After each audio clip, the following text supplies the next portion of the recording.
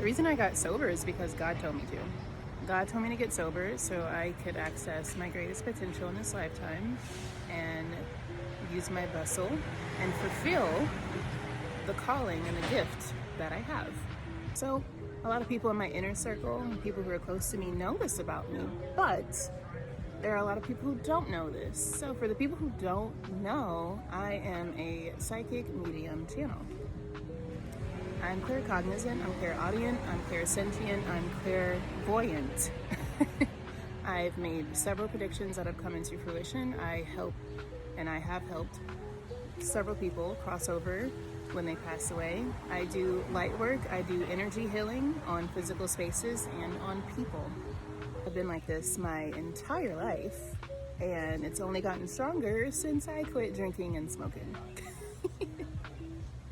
I've done a few hundred channels and readings over the years. I tried to stop, but it turns out that God's calling on your life doesn't really work that way. That's not how that works at all.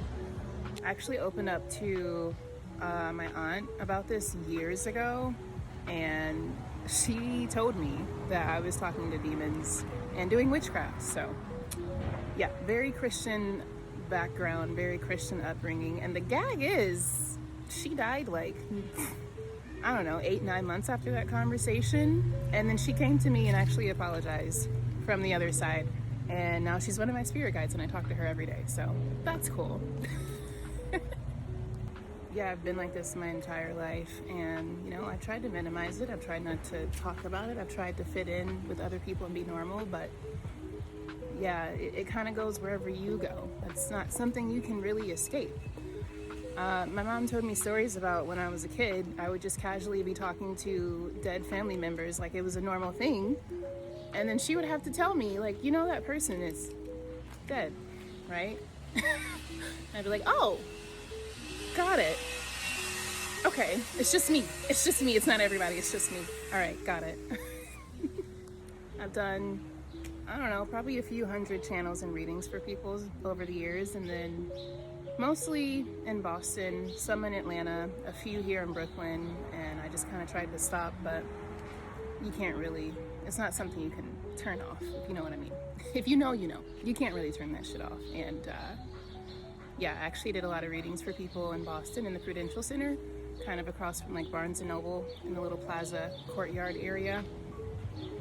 One time I actually did a reading while I was getting a tattoo at this tattoo shop near Davis Square.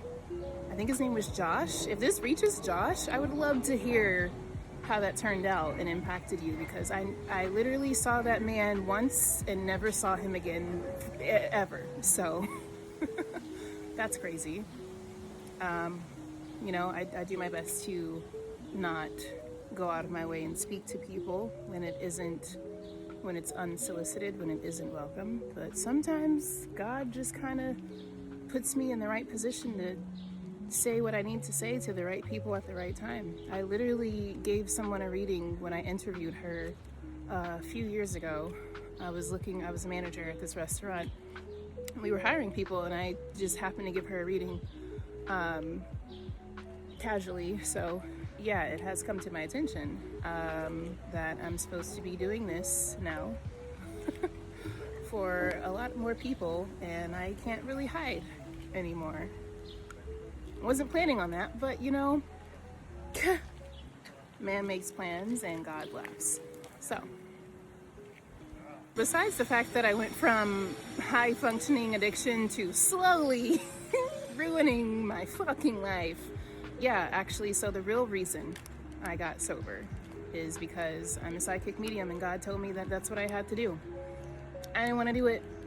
I ignored it for a long time. I tried not to, but here we are. Cat is out the fucking bag now. So yeah.